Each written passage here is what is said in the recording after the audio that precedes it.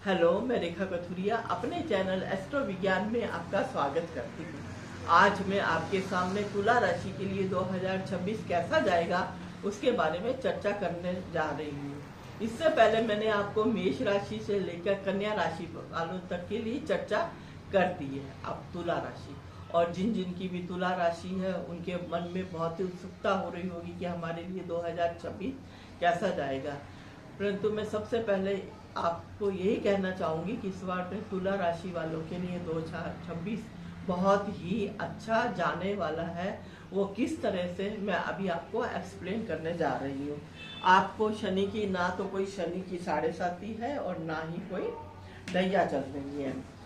और ग्रहों का प्लेसमेंट जनवरी 2026 से कैसा होगा उसके बारे में चर्चा करें। सबसे पहले तो मैं आपके सामने ये तुला राशि का चार्ट बना रही हूँ। 7, 8, 9, 10, 11, 12, 1, 2, 3, 4, 5, 6 तुला राशि 7 नंबर की राशि काल पुरुष की कुंडली में, तो इसलिए मैंने यहाँ पे 7 नंबर यहाँ पर भर दिया। और ये हमारी तुला राशि की कुंडली आपके सामने बन गई है, ठीक है ना। और जब 2026 जनवरी 1 जनवरी को जो ग्रहों की चाल होगी, यहाँ 9th हाउस धनु राशि, यहाँ 3rd हाउस धनु राशि में शुक्र, सूर्य, बुध और मंगल, ये 4 ग्रह यहाँ पर होंगे। और राहु आपके पंचम स्थान में होंगे, केतु आपके डिजायर वाले घर में होंगे। ये हमारी इच्छा पूर्ति का है।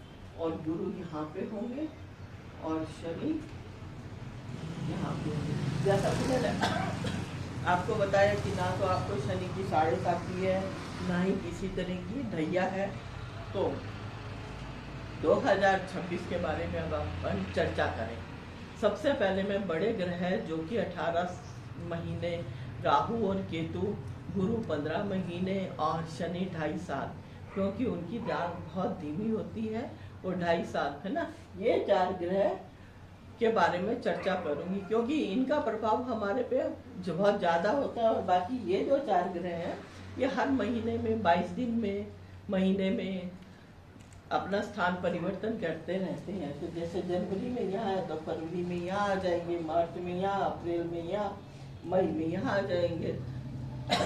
तो इस तरह से ये अपना स्थान परिवर्तन करते हैं और इनका प्रभाव बहुत ज्यादा नहीं होता, प्रभाव कम ही रहता। मेन जो है, अब सबसे पहले अगर हम मेन ग्रह गुरु की चर्चा करें, गुरु आपके जो है अभी 9th हाउस में, 9th हाउस आपके भाग्य का होता है। गुरु आपके 9th हाउस आपके भाग्य का होता है, भाग्य स्थान पे गुरु विराजमान है। और ये वैसे काल पुरुष की कुंडली में भी देखें तो ये गुरु का ही स्थान है। गुरु यहाँ के कारक है। कारक कहते हैं ना कि कारक स्थान भाव का यहाँ का नाश करते हैं।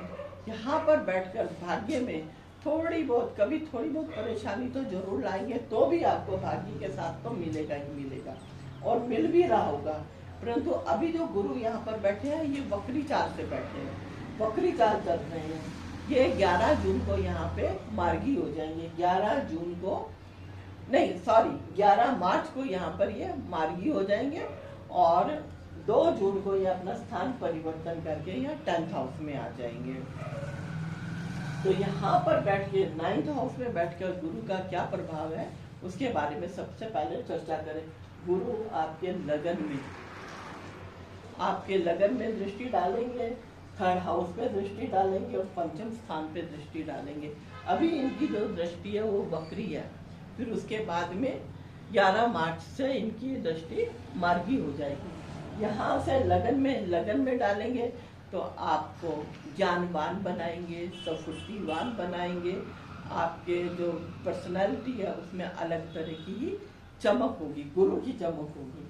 आपकी कम्युनिकेशन स्किल को बढ़ाएंगे, आपका कम्युनिकेशन सोशल सर्कल आपका अच्छा होगा। और अगर आप किसी नेटवर्किंग में है तो वहाँ भी आपको सफलता मिलेगी। पंचम स्थान ये हमारे यहाँ पे भी दृष्टि है, हमारे ये प्रेम का होता है, यहाँ पर भी दृष्टि डालेंगे।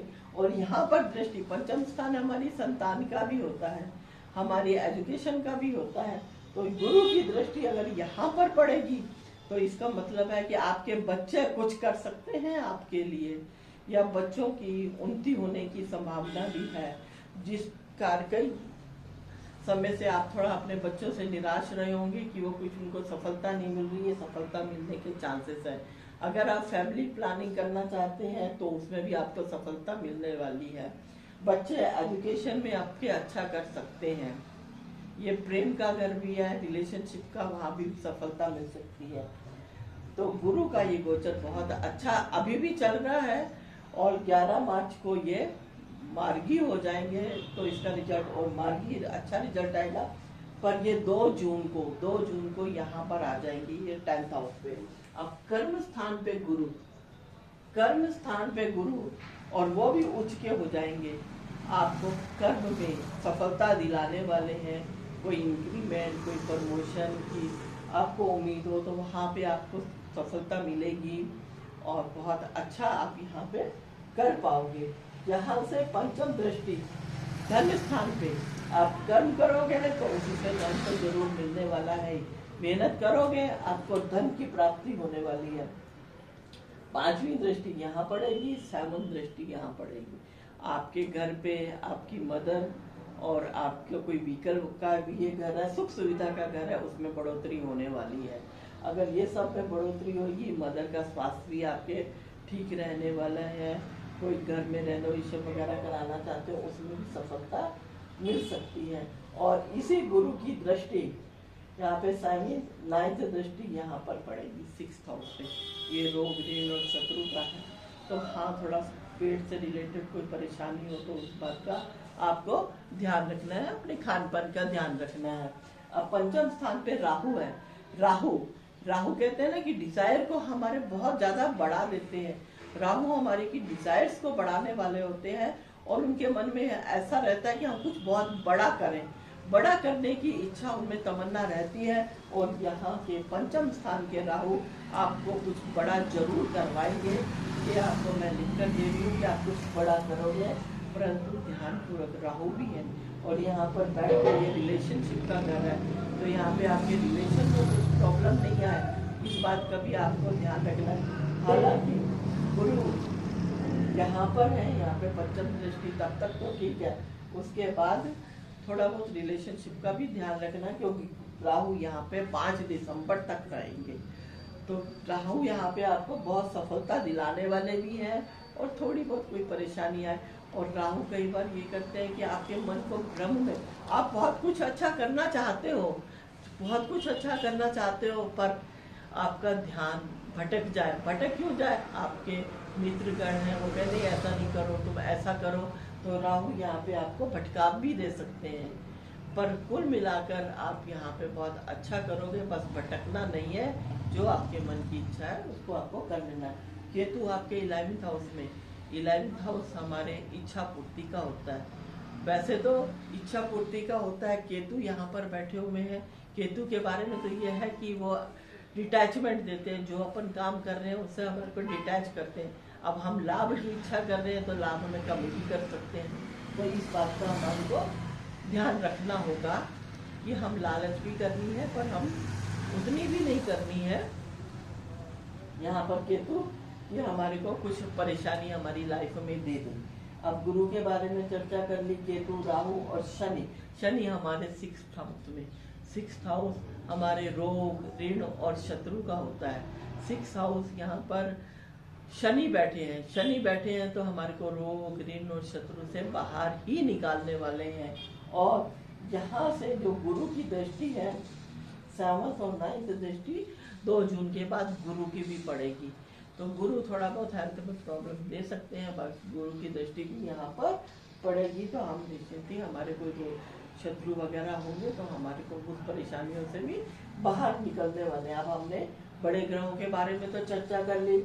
अब शुक्र, बुध और सूर्य और मंगल, ये तो एक महीने में, जनवरी में यहाँ, फरवरी यहाँ, मार्च, अप्रैल, मई, जून, जुलाई, अगस्त, सितंबर, अक्टूबर, नवंबर, इस तरह से ये अपना स्थान को परिवर्तन करेंगे। और इनके जो होते हैं वो थोड़े थोड़े समय के लिए होते हैं। अब जैसे सूर्य यहाँ बैठे हैं तो फिर शनि की राशि में सूर्य आ जाएंगे। अब यहाँ पंचम स्थान में आएंगे। पंचम स्थान सूर्य का खुद का होता है, यहाँ का कार्य इनको प्राप्त है। तो यहाँ पे आपको पढ़ाइयों पे, आपके एजुकेशन में अच्छा आगे भी करने वाले हैं। अब सूर्य अगर आप यहाँ पे आ जाते हैं तो कोई आप कंपटीशन की तैयारी कर रहे हो तो उसमें आपको गुरु की राशि में सूर्य आएंगे तो आपको सफलता दिलाएंगे। अगर गवर्नमेंट जॉब की भी तैयारी कर रहे हो तो सफलता मिलने की चांसेस है। 7th हाउस में यहाँ पे सूर्य आ जाएंगे, उच्च के हो जाएंगे, यहाँ पे भी आपको सफलता मिलेगी। आपकी पत्नी हो सकता है उसको कोई अच्छी सफलता मिल जाए, अगर वो गवर्नमेंट जॉब की तैयारी करे तो उसको सफलता मिल जाए। तो यहाँ पर बैठकर सूर्य आपको बहुत ही सफल बनाने वाले हैं। आप लाइफ पार्टनर, हाँ, पर थोड़ा बहुत अपने गुस्से पे भी कंट्रोल करना होगा। पति पत्नी का रिलेशन है तो अपने गुस्से पे भी कंट्रोल करना होगा। फिर यहाँ अष्टम स्थान पे आएंगी, ऑकल्ट नॉलेज का है।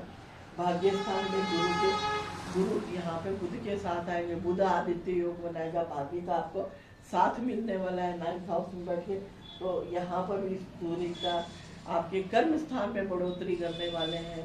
और सूर्य और बुध का आदित्य योग आपके यहाँ पर था। बुध थोड़े थोड़े समय में साथ ही आगे पीछे ही घूमते रहते हैं। तो सूर्य और बुध का आदित्य योग भी बनता रहेगा, जहाँ पे आपको सफलता दिलाते रहेंगे। अगर 11th हाउस में सूर्य आ गए तो यहाँ पे आपकी इच्छाओं की पूर्ति जरूर होगी। परंतु हाँ, 12th हाउस में जब सूर्य आएंगे तो थोड़ा बहुत अपनी सेहत का भी आपको ध्यान रखना पड़ेगा, क्योंकि ये हॉस्पिटलाइजेशन का भी घर है, खर्चों का भी घर है, हानि का भी घर है। तो आपको उपाय के तौर में एक बात बताऊं, आपको सूर्य देव को जल चढ़ाना चाहिए, हनुमान चालीसा आपको पढ़नी चाहिए और शुक्र के बीच में जो पढ़े तो आपके लिए बहुत अच्छा रहेगा। और 2026 आपके लिए बहुत अच्छा जाए, मैं यही आप लोगों के लिए कामना करूंगी और ये चाहूंगी कि आपके जीवन में खुशियाँ, समृद्धि और प्रॉस्पेरिटी बनी रहे।